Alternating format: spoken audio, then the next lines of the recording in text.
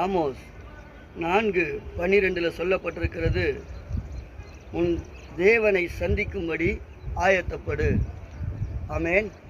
தேவ பிள்ளைகளே, தேவன் உங்கள் வாழ்க்கை குறித்து மிகப்பெரிய ஒரு திட்டத்தை வைத்திருக்கிறார். அதற்கு தினந்தோறும் காலை வேளையில் எழுந்து நீங்கள் அதிகாலையில் 3 மணிக்கு 4 மணிக்கெலாம் எழுந்து கர்த்தரை சந்திக்க ஆயத்தம் படும்படியான ஒரு உன்னதமான ஒரு வாழ்க்கையை எப்பொழுது நீங்கள் வாழ தொடங்குகிறீங்களோ, காலையில் கண் விழிப்பே ஆண்டவருடைய தரிசனமாக இருக்க வேண்டும்.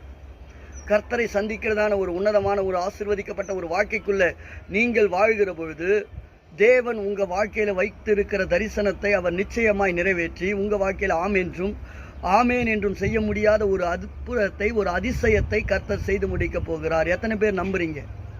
தேவனாகிய கர்த்தர் உங்களை ஆசீர்வதிக்க போகிறார்.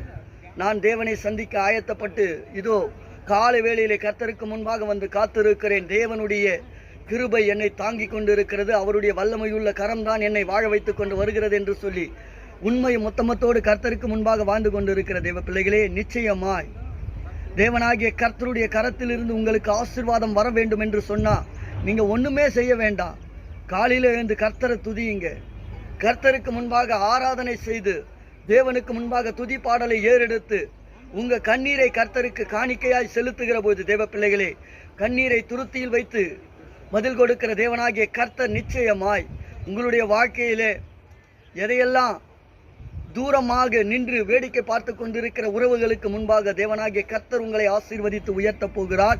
இது கர்த்தருடைய மகா கிருபையின் ஆசீர்வதிக்கப்பட்ட ஒரு வாழ்க்கையாய் உங்களுக்கு தேவன் கொடுத்திருக்கிறார். எத்தனை பேர் நம்புறீங்க?